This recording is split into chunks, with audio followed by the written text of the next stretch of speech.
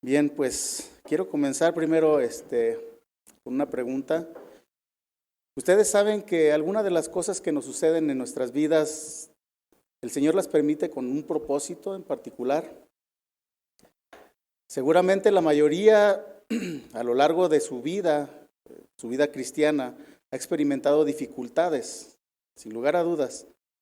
Muchos hemos padecido enfermedades, incluso, ¿verdad? Hay algunos que actualmente están enfermos, o tal vez hay hermanos, ¿verdad?, que se han quedado sin empleo o cualquier otra dificultad o cualquier otro problema en su vida, ¿verdad? Pero, ¿cuál es o cuál sería su primera reacción cuando se ve involucrado en medio de algún problema difícil, alguna circunstancia difícil o en medio de una prueba?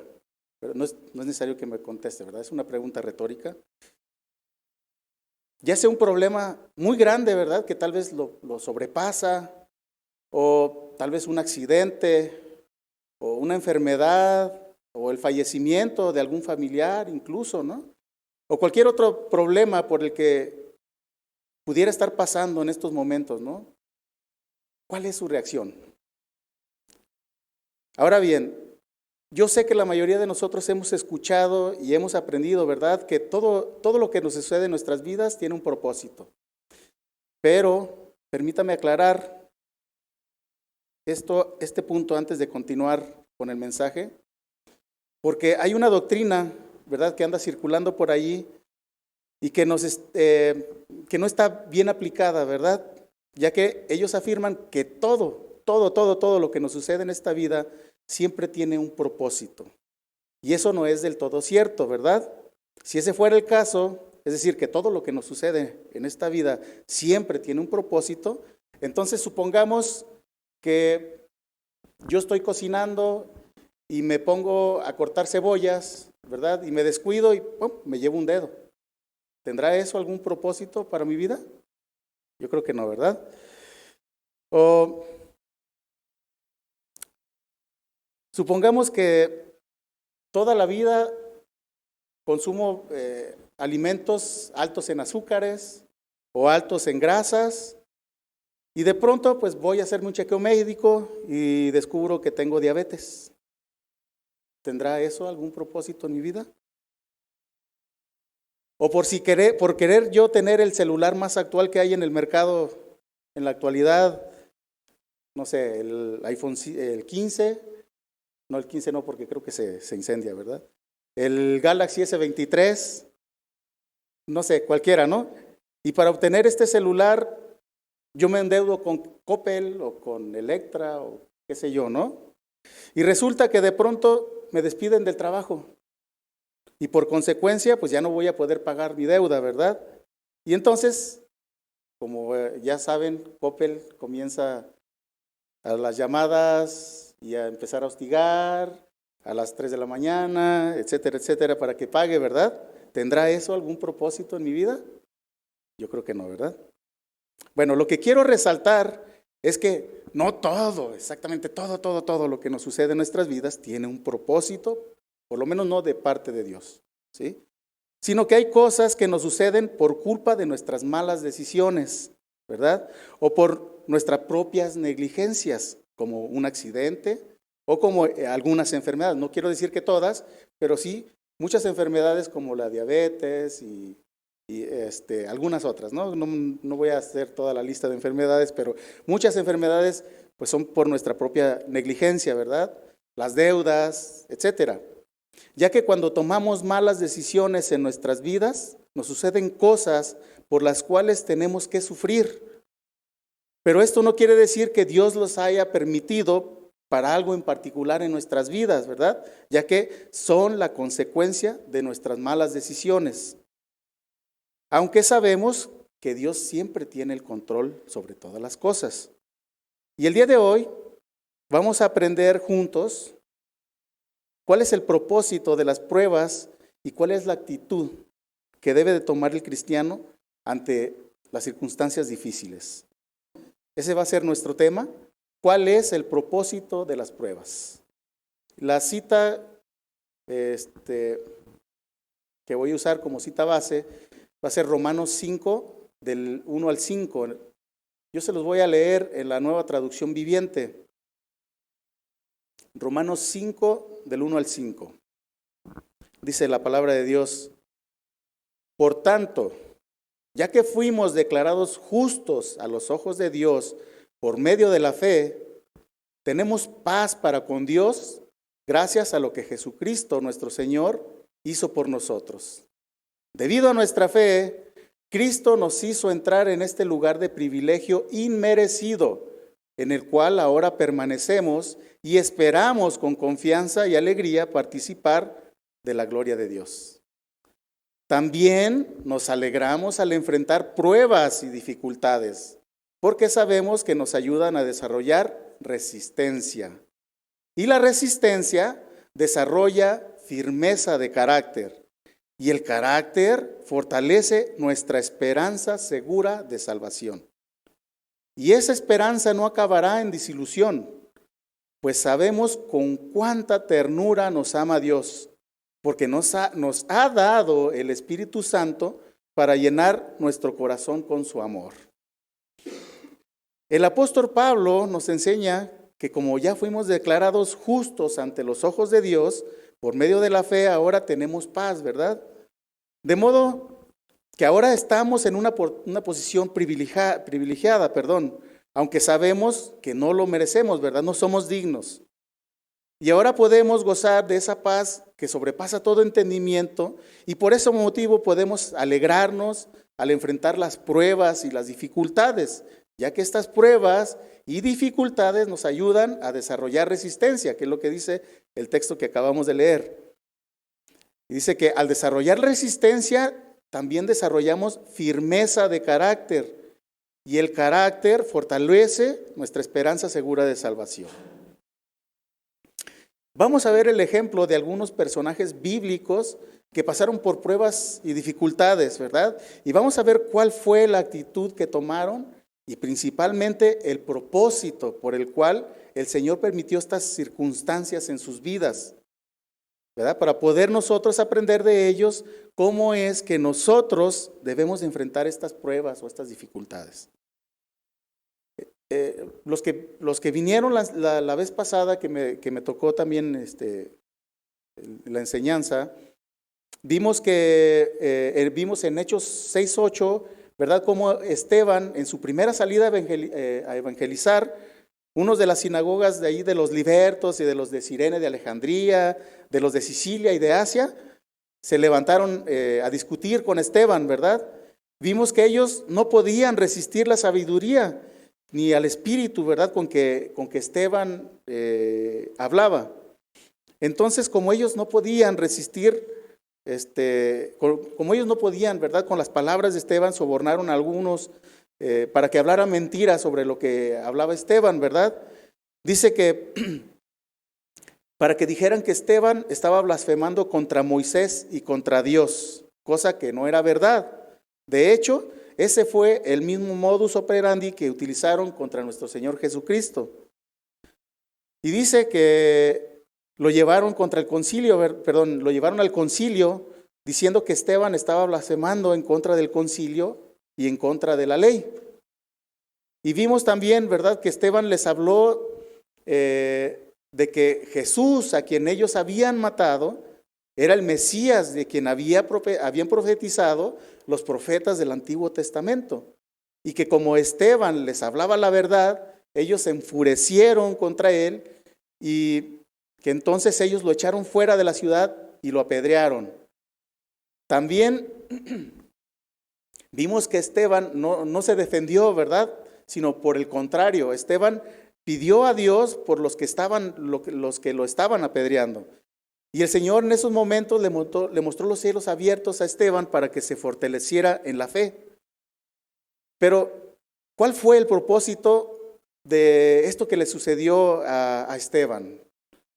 Si seguimos leyendo en el capítulo 8 del libro de los Hechos, dice que a partir de ese momento, Pablo, que en ese entonces era Saulo de Tarso, comenzó a perseguir a los cristianos. Y como resultado de esa persecución, los discípulos se vieron obligados a huir de Jerusalén. Y vamos a leer Hechos 8:3. Vamos a continuar en la misma traducción viviente. Dice la palabra de Dios: y Saulo iba por todas partes con la intención de acabar con la iglesia. Iba de casa en casa y sacaba a rastras tanto a hombres como a mujeres y los metía en la cárcel. Pero los creyentes que se esparcieron predicaban la buena noticia acerca de Jesús a donde quiera que iban.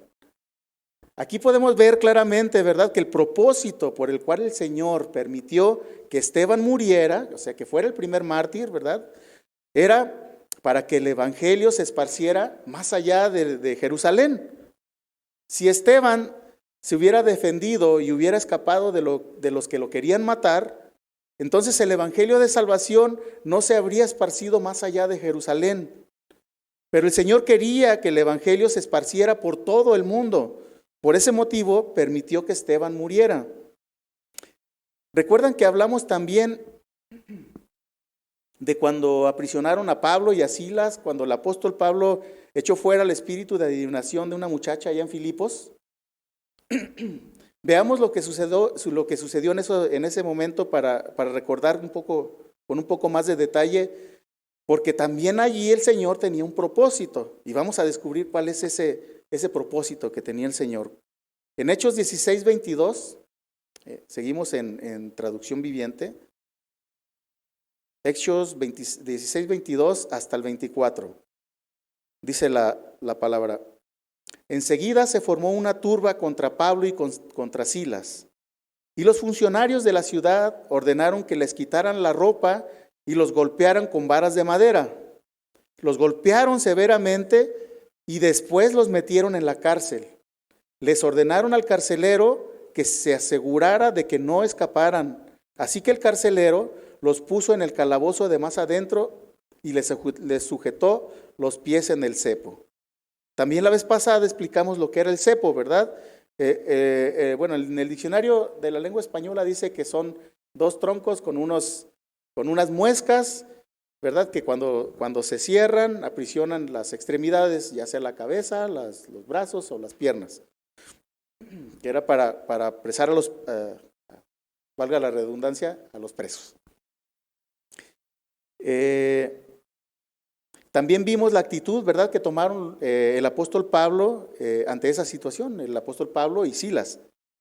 Algo que es importante recalcar aquí es que ellos no estaban cabizbajos ni lamentándose por lo que les habían hecho, ¿verdad?, que los habían azotado y los habían encarcelado. Me ando trabando mucho. De hecho, el texto no especifica, ¿verdad?, cuántas veces fueron azotados. Solo dice que fueron azotados mucho, pero no eran azotes así como cuando nos pegaba nuestra mamá, ¿verdad?, que 2, 3 chancletazos y ¡ay, ni me dolió! No, estos sí eran azotes con ganas de hacer daño. Dice que ellos quedaron lacerados por los azotes, dice que estaban ensangrentados y adoloridos. Además de que en aquellos tiempos las cárceles no eran precisamente un hotel de 5 estrellas, ¿verdad? Si en estos tiempos las cárceles están feas, ahora imagínese en esos tiempos. Dice que las celdas estaban todas pestilentes, frías y húmedas.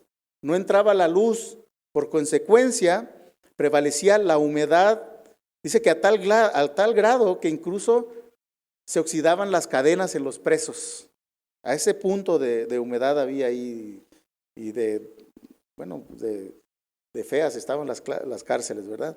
Bueno, pero a pesar de todo, ellos no estaban lamentándose por su situación, ¿verdad? Al contrario, dice la palabra de Dios que ellos estaban orando y cantando himnos a Dios. Y fíjese lo que sucedió a continuación. Vamos a ver el versículo 26 de ese mismo capítulo. Dice la palabra: de repente hubo un gran terremoto y la cárcel se sacudió hasta sus cimientos. Al instante, todas las puertas se abrieron de golpe y a todos los prisioneros se les cayeron las cadenas. El carcelero despertó y vio las puertas abiertas de par en par. dio por sentado que los prisioneros se habían escapado, por lo que sacó su espada para matarse, dice aquí, ¿verdad? El carcelero era responsable con su vida, ¿verdad? Si ellos se escapaban, pues a él le iban a pedir cuentas. De modo que sin pensarlo, pues él simplemente sacó la espada para hacerse la harakiri, ¿verdad? Pero vamos a seguir leyendo. ¿Qué fue lo que pasó allí? Pero Pablo le gritó al carcelero: detente, no te mates, estamos todos aquí. El carcelero pidió una luz y corrió al calabozo y cayó temblando ante Pablo y Silas. Después los sacó y les preguntó: señores, ¿qué debo hacer para ser salvo? Fíjense, fue tan impresionante lo que sucedió en ese lugar que el carcelero estaba todo tembloroso y con miedo, ¿verdad? ¿Se imaginan la situación? Dice que del terremoto todas las puertas se abrieron. Aquí nada más con el temblorcito que hubo la vez pasada se descuadró la puerta ahí del local. Pero ahora imagínense cómo estuvo el terremoto, que todas las puertas se abrieron. Pues dice que hasta los cimientos se sacudieron. Fue algo así bien impresionante, ¿verdad? Lo que sucedió ahí. Pero también podemos ver que debido a la actitud de los apóstoles, el carcelero pudo reconocer que Pablo y que Silas no eran hombres comunes, sino hombres de Dios, ¿verdad? Por eso inmediatamente les preguntó: señores, ¿qué debo hacer para ser salvo? Nosotros como cristianos tenemos la responsabilidad de ser así como ellos, ¿verdad? Que con nuestra manera de vivir, es decir, con nuestro testimonio, la gente de allá afuera se dé cuenta de que somos diferentes, que no maldecimos como el resto de la gente, o que no actuamos igual que el resto de las personas allá afuera, ¿verdad? Sino que tenemos paz en nuestras vidas y que aún en medio de los problemas tenemos alegría en nuestros corazones. No porque esa paz brote de nosotros, ¿verdad? Sino que Dios nos ha dado esa paz que sobrepasa todo entendimiento, ¿verdad? Y entonces por eso podemos tener alegría, ¿verdad?, en nuestros corazones. Y vemos que el carcelero vio algo diferente en ellos y por eso les preguntó inmediatamente: ¿qué debo hacer para ser salvo? Y vamos a continuar leyendo en el versículo 31. Ahora lo voy a leer en Reina Valera. Ellos dijeron: cree en el Señor Jesucristo y serás salvo tú y tu casa. Y le hablaron la palabra del Señor a él y a todos los que estaban en su casa. Y él, el carcelero, tomándolos en aquella misma hora de la noche, les lavó las heridas y enseguida se bautizó con todos los suyos. Y llevándolos a su casa, les puso la mesa y se regocijó con toda su casa de haber creído a Dios. No sé si se da cuenta. Dios tenía un propósito en medio de ese problema por el que ellos estaban pasando. Fíjese, si Dios hubiera liberado, es decir, los hubiera librado de ir a la cárcel, entonces ni el carcelero ni el resto de su familia habrían conocido a Dios. ¿Sí se da cuenta? Dios utilizó ese problema para llevar salvación al carcelero y al resto de su familia. Porque muy posiblemente, y aquí yo estoy especulando, si Pablo allá afuera le hubiera compartido al carcelero, a lo mejor no hubiera creído, ¿verdad? Entonces, el Señor permitió esa situación difícil para que llegara o viniera salvación a la familia del carcelero y a él también.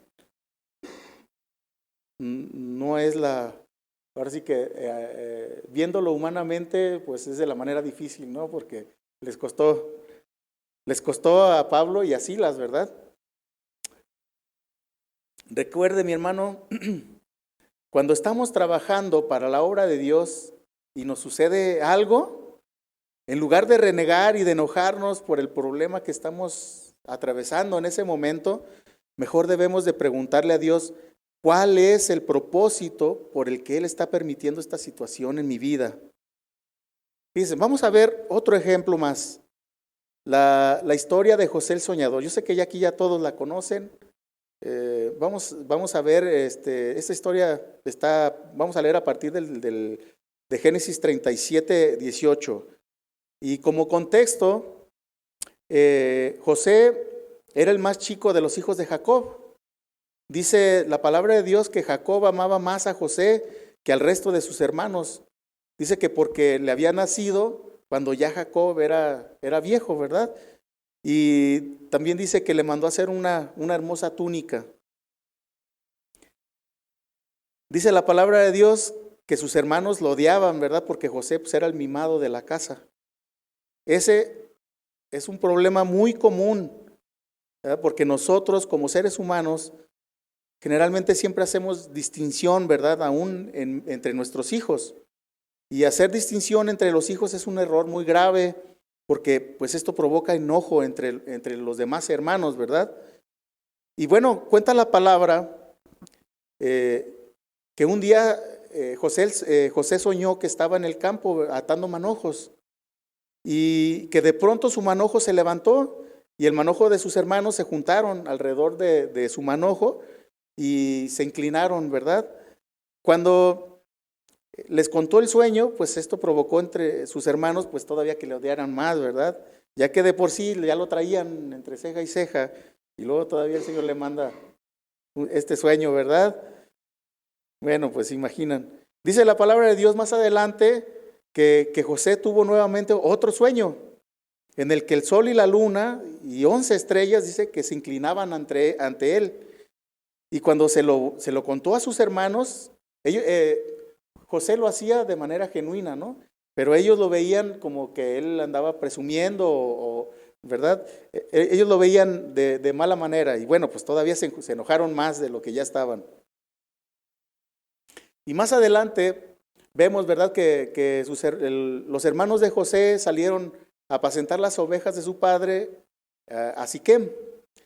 Y entonces dice que Jacob envió a José para ver cómo estaban sus hermanos, ¿verdad? Y cómo estaba todo. Es decir, a revisar pues qué era lo que estaban haciendo, ¿verdad? Para que le trajera el chisme, ¿sí? Y pues sus hermanos veían a José como el chivatón de la familia, ¿no? El que los venía a vigilar para ver qué es lo que estaban haciendo, para después ir de chismoso con el papá. Así lo veían ellos. Entonces, en Génesis 37, 18, vamos a leerlo en la traducción viviente, vamos a leer hasta el 20. Dice, cuando los hermanos de José lo vieron acercarse, lo reconocieron desde lejos. Mientras, claro que sí, traía una túnica de colores, así bien, ¿verdad?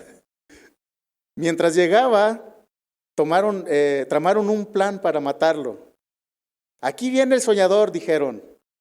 Vamos, matémoslo y tirémoslo en una de esas cisternas.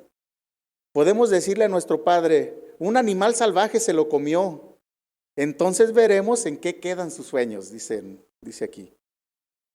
No sé si se dan cuenta el nivel de odio que le tenían sus hermanos, ¿verdad? Que incluso llegaron al grado de conspirar en su contra para matarlo. Y vamos a seguir leyendo en el 21. Dice, pero cuando Rubén oyó el plan, trató de salvar a José. No lo matemos, dijo. ¿Para qué derramar sangre? Solo tirémoslos en la cisterna vacía, aquí en el desierto. Entonces morirá sin que le pongamos una mano encima. Rubén tenía pensado rescatar a José y devolverlo a su padre. Entonces, cuando llegó José, sus hermanos le quitaron la hermosa túnica que llevaba puesta. Después lo agarraron y lo tiraron en la cisterna. Pues yo no creo que nomás lo agarraron y lo tiraron en la cisterna, le pusieron una recia, ¿no? Resulta que la cisterna estaba vacía, no tenía nada de agua dentro.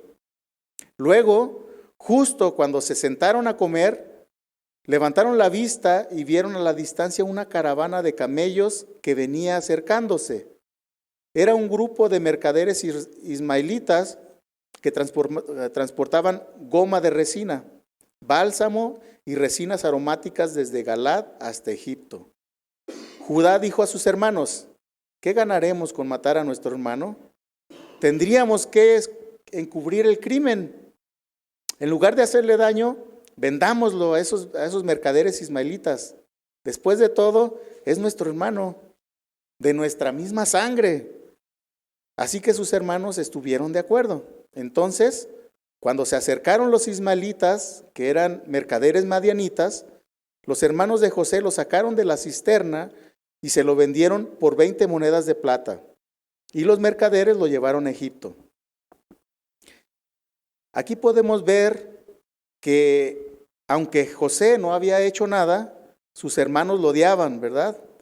Pero el Señor, guardando su vida, utilizó a Rubén para persuadir a sus hermanos de matar a José, porque Dios tenía un propósito para todo esto que le estaba sucediendo, ¿verdad? Cualquiera en la situación de José estaría renegando contra Dios, ¿verdad? Diciéndole, no, pues si yo por qué, si a mí por qué, yo soy bueno, yo no mato, yo no robo, etcétera, ¿verdad? ¿Por qué a mí? Pero vemos que José no guardó rencor en contra de sus hermanos. Él se mantuvo confiando en el Señor, aunque no sabía por qué le estaba sucediendo todo esto, pero igual él siguió confiando en Dios. Y vamos a continuar leyendo en el versículo 39, el capítulo 39, del 1 al 4, en Reina Valera. Génesis 39, 1 al 4. Dice, llevado pues José a Egipto, Potifar, oficial de Faraón, capitán de la guardia, varón egipcio, lo compró de los ismaelitas que lo habían llevado allá. Mas Jehová estaba con José, y fue varón próspero, y estaba en la casa de su amo el egipcio. Y vio su amo que Jehová estaba con él, y que todo lo que hacía, Jehová lo prosperaba en su mano. Así halló José gracia en sus ojos, y le servía. Y él le hizo mayordomo en su casa, y entregó en su poder todo lo que tenía. Aquí podemos ver, ¿verdad?, que como José no se llenó de amargura en su corazón, sino que continuó confiando en Dios, por eso Dios estaba con él, ¿verdad? Y todo lo que hacía prosperaba. Es importante aquí recalcar que si nos mantenemos fieles a Dios y si somos diligentes y si somos honestos, es decir, si somos íntegros, Dios va a prosperar todo lo que hagamos. Tu familia, tu trabajo, tu ministerio, etcétera, etcétera, ¿verdad? Y vamos a seguir leyendo en el versículo 6 del mismo capítulo, seguimos en Reina Valera, dice, y dejó todo lo que tenía en manos de José, y con él no se preocupaba de nada. Me perdí aquí. No se preocupaba de cosa alguna, sino del pan que comía. Y era José de hermoso semblante y bella presencia. Aconteció después de esto que la mujer de su amo puso sus ojos en José y dijo, duerme conmigo. Él no quiso y dijo a la mujer de su amo, he aquí que mi señor no se preocupa conmigo de lo que hay en casa y ha puesto en mi mano todo lo que tiene. No hay otro mayor que yo en esta casa y ninguna cosa me ha reservado sino a ti, por cuanto tú eres su mujer. ¿Cómo pues haría yo este grande mal y pecaría contra Dios? Si se fijan, creo que lo estaba leyendo en traducción viviente, ¿verdad? ¿O si es Reina Valera? Ok. Si es que estuve cambiando algunos porque de pronto se me puso bien difícil para leerlos. Si se fijan, José era íntegro de corazón, pero Potifar le confió todo lo que tenía, ¿verdad? Por eso Potifar le confió todo lo que tenía. Pero sobre todo, José era temeroso de Dios, al grado que prefirió rechazar los ofrecimientos de la esposa de Potifar, quien sin lugar a dudas, pues sí era de muy buen ver, ¿verdad? Digo, cuando hemos visto algún político que ande con mujer fea, ¿no? Casi todos tienen, aunque son postizas, ya todas de plástico, pero... Vamos a continuar leyendo en el versículo 10, ahora sí en traducción viviente. Dice aquí la palabra, día tras día, ella seguía presionando a José, pero él se negaba a acostarse con ella y la evitaba tanto como podía. Cierto día, sin embargo, José entró a hacer su trabajo y no había nadie más allí. Ella llegó, lo agarró del manto y le ordenó: vamos, acuéstate conmigo. José se zafó de un tirón, pero dejó su manto en la mano de ella al salir corriendo de la casa. Aquí podemos ver, ¿verdad?, que la tentación va a venir en el momento menos esperado, ¿verdad? Y el Señor la va a permitir para probar nuestros corazones.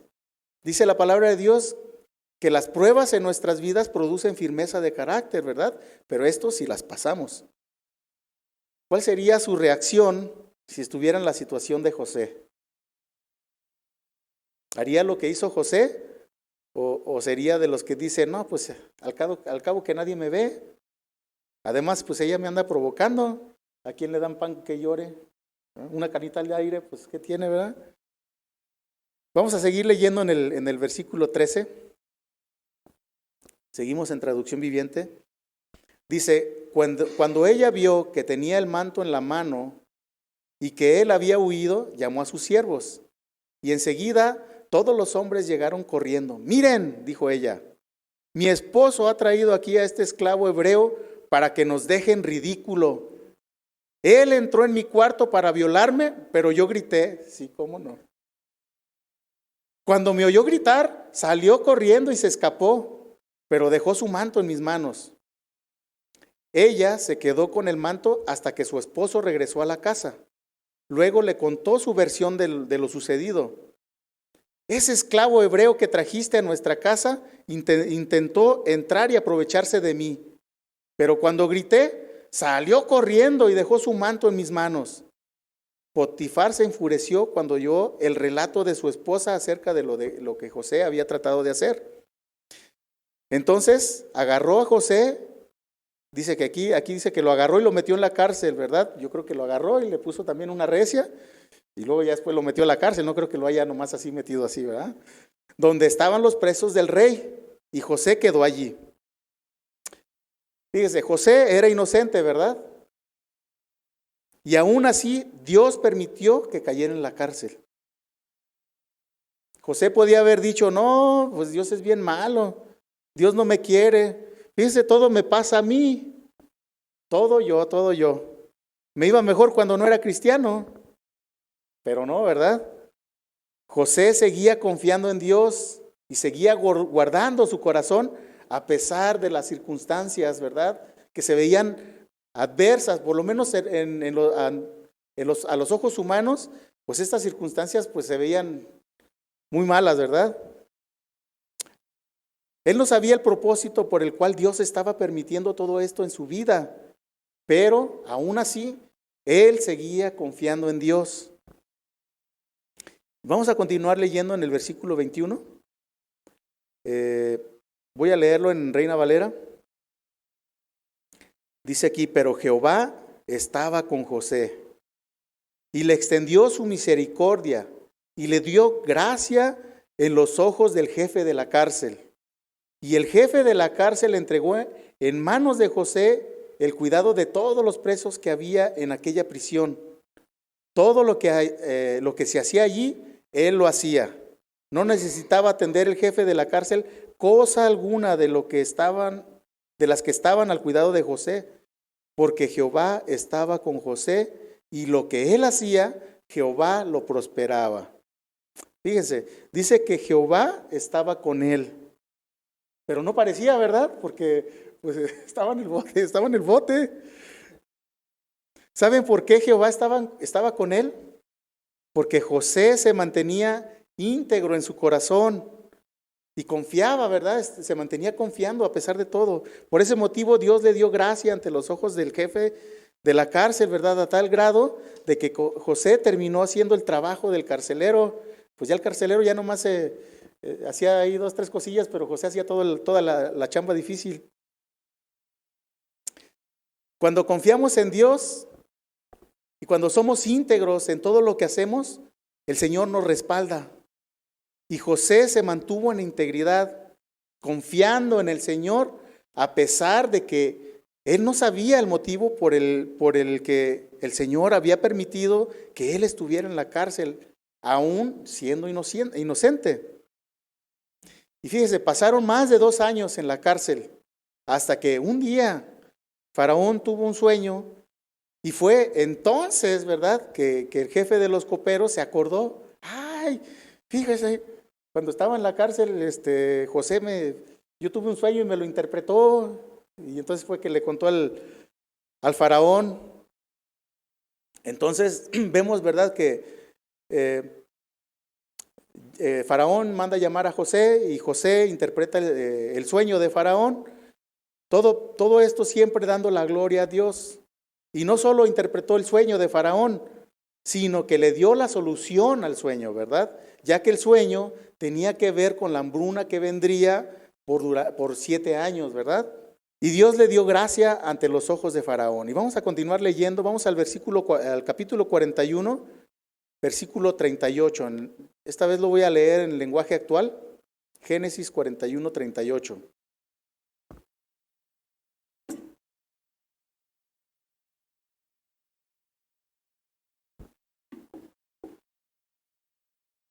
Dice la palabra: entonces el faraón preguntó a sus funcionarios: ¿acaso encontraremos a alguien como este hombre tan claramente lleno del Espíritu de Dios?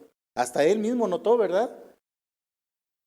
Así que Faraón dijo a José: como Dios te ha revelado el significado de los sueños a ti, es obvio que no hay nadie más sabio e inteligente que tú. Quedarás a cargo de mi palacio y toda mi gente recibirá órdenes de ti.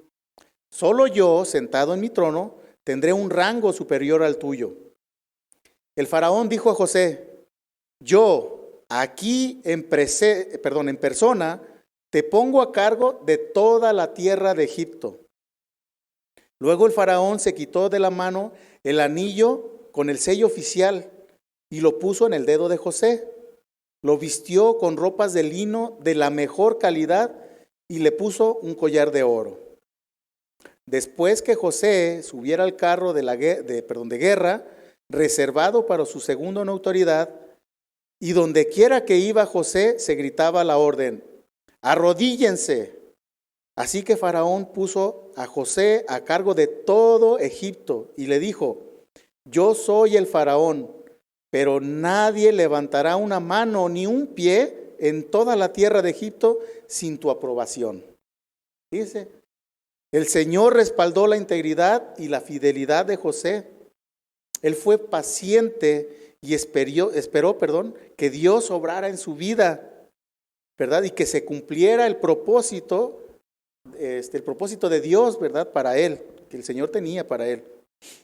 Pero ¿se imaginan qué habría pasado si José se hubiera rebelado en contra de Dios por todo lo que permitió que sufriera? ¿O qué habría pasado si se hubiera acostado con la esposa de Potifar? Ahí se habría perdido el propósito que Dios tenía para él, ¿verdad?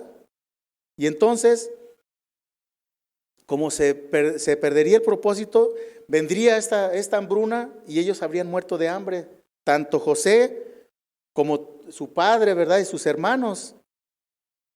Bueno, de hecho todos los de la región. Entonces no se habría cumplido la promesa de que Dios le había hecho a Abraham, ¿verdad? Tiempo atrás, porque allí habría quedado el linaje de Abraham, porque era todo su linaje.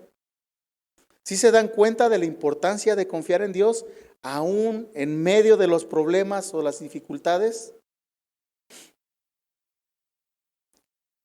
Si somos cortos de vista, no vamos a poder ver el verdadero propósito que Dios tiene para nuestras vidas. Si siempre nos las pasamos renegando por cada cosa que nos sucede y no esperamos el tiempo de Dios, sino que buscamos la solución por nuestros propios medios, no se va a cumplir nunca el propósito de Dios en nuestras vidas. Fíjese, Dios permitió que el apóstol Pablo estuviera encerrado durante mucho tiempo. ¿Usted sabe para qué? Aquí yo estoy especulando, ¿verdad? Para que se pudiera escribir todas las cartas que están en el Nuevo Testamento. Porque si se fija, el apóstol Pablo escribió la mayor parte del Nuevo Testamento. de no haber estado, sí, las cartas del Nuevo Testamento, de no haber estado encerrado en la cárcel, entonces él tal vez habría estado muy ocupado predicando el Evangelio y no habría tenido tiempo de escribir todos esos libros que ahora tenemos en el Nuevo Testamento. Sí, habría ido y llevarles la palabra a los filipenses, a los corintios, etcétera, etcétera, etcétera, pero no habría quedado registro. Y entonces ya nosotros no habríamos tenido un Nuevo Testamento. Bueno, por lo menos no las cartas de Pablo, ¿verdad? Nosotros debemos de poner siempre la mirada en las cosas que no se ven, porque dice la palabra de Dios que las cosas que no se ven son eternas. Las cosas que se ven son pasajeras, ¿verdad? Incluso ese problema por el que pudiera estar pasando en estos momentos también es pasajero. Entonces, no sé si ahora se dan cuenta cómo es que debemos de reaccionar ante las dificultades, ¿verdad? Ante las pruebas. No importa qué tan grande sea el problema que tengamos delante de nosotros, recuerde que Dios siempre tiene un propósito en todo lo que Él permite en nuestras vidas, ¿verdad? Tal vez en el momento que estemos pasando por ese momento o ese problema, no lo vamos a poder o no lo podamos comprender, ¿verdad? Pero hay que mantenernos firmes y confiar en Dios. Y seguramente también va a doler, ¿verdad? Porque la carne se siente. Pero debemos de estar confiados en Dios, ¿verdad? Confiar en Dios y permanecer firmes, ¿verdad? Porque, fíjese, Dios siempre busca el bien para sus hijos, aunque de momento no lo parezca. ¿Vamos a sufrir? Sí, vamos a sufrir, mis hermanos. Vamos a leer Jeremías 29:11. Jeremías 29:11.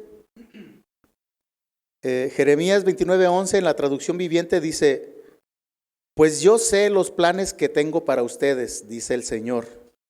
Son planes para lo bueno y no para lo malo, para darles un futuro y una esperanza.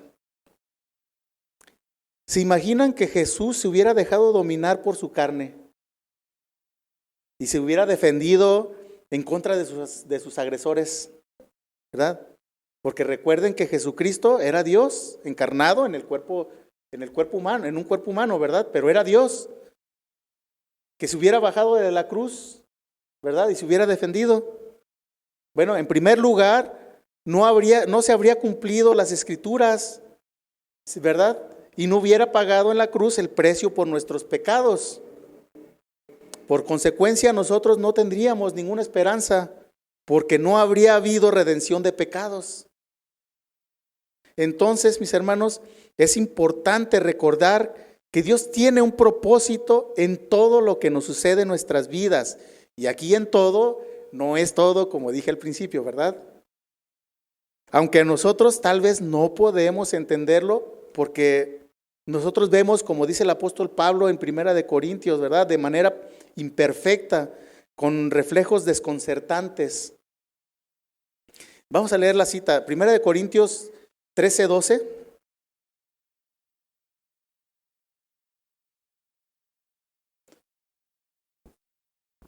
Se lo voy a leer en la traducción lenguaje actual. Dice: ahora vemos todo de manera imperfecta, como reflejos desconcertantes, pero luego veremos todo con perfecta claridad. Todo lo que ahora conozco es parcial e incompleto, pero luego conoceré todo por completo. Tal como Dios ya me conoce a mí completamente. Fíjense, no sé si alguna vez se han metido en algún bosque denso. Cuando estás en medio del bosque, pues no puedes orientarte si no llevas una brújula, ¿verdad? Es casi imposible orientarte porque lo único que ves a tu alrededor, pues nomás ves los árboles a tu alrededor y casi todos se parecen. De hecho, pues hay muchos que nomás empiezan a caminar y empiezan a dar vueltas en círculos por lo mismo, ¿verdad? Porque es muy difícil orientarse. Incluso la mayoría de las veces si no conoces, por ejemplo, por dónde sale el sol y todo ese tipo de cosas, pues todavía más difícil, ¿no? Pero si subimos más allá del nivel de la copa de los árboles, entonces vamos a poder ver más allá del bosque, ¿verdad? Y vamos a poder ver el horizonte, y entonces sí, se nos va a hacer más fácil orientarnos, ¿verdad? Así es como estamos nosotros, mis hermanos. Estamos como en medio de un bosque denso y no podemos ver más allá. En otras palabras, no podemos entender los pensamientos de Dios porque dice su palabra que sus pensamientos son más altos que los nuestros. Pero si somos dóciles y nos dejamos guiar por su Espíritu Santo, aunque el panorama esté en completa oscuridad, vamos a poder salir, porque estamos siendo guiados por el Espíritu Santo de Dios, que es nuestra brújula, ¿verdad? Así que, mi hermano, si estás pasando por algún problema que parece imposible para ti, yo te exhorto en esta hora a que no te desanimes y que confíes en Dios, porque Él, que lo sabe todo, conoce perfectamente el propósito por el cual está permitiendo este problema en tu vida. Aférrate a sus promesas y déjate guiar por su Santo Espíritu, mi hermano. Y ya para terminar, déjeme le comparto este último versículo en Santiago 1:12.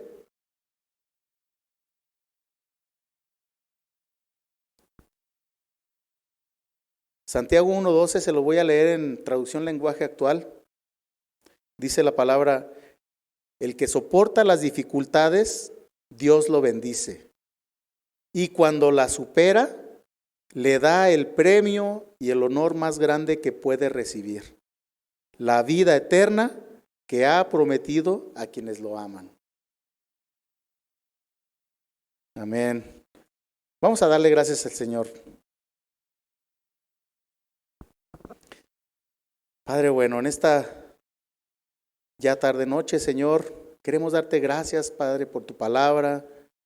Gracias, Señor, porque nos enseñas cómo debemos de reaccionar ante las circunstancias difíciles, mi Señor. Aunque para nosotros parezca difícil o que no tenga sentido lo que nos está sucediendo en este momento, mi Señor, debemos de confiar en ti, mi Señor. Estar siempre confiando, Señor, en que todo lo que tú permites en nuestras vidas, mi Señor, tiene un propósito, mi Señor. Tal vez ese propósito es que crezca mi fe, se fortalezca mi fe, mi Señor. Tal vez para que madure, mi Dios. O tal vez, mi Señor, para que alcance salvación a alguna otra persona por medio de mi testimonio, mi Señor. No lo sabemos, mi Señor. Tú lo sabes todo, Padre. Confiamos en ti, Padre, y nos ponemos en tus manos y te damos gracias porque tú nos enseñas, mi Señor, cada día. Tu palabra es fresca cada día, Padre. Gracias, Padre, por tu fidelidad. Gracias, Padre, por tus cuidados y tus misericordias, Padre. Porque tú eres lento para la ira y grande en misericordia, Padre. Y eres paciente para con nosotros, Padre. Y nos enseñas y nos guías, Padre. Gracias, Señor, por todo lo que haces en nuestras vidas. Te damos gracias en el nombre de tu Hijo amado Jesucristo, nuestro Señor y Salvador. Amén. El Señor les bendiga.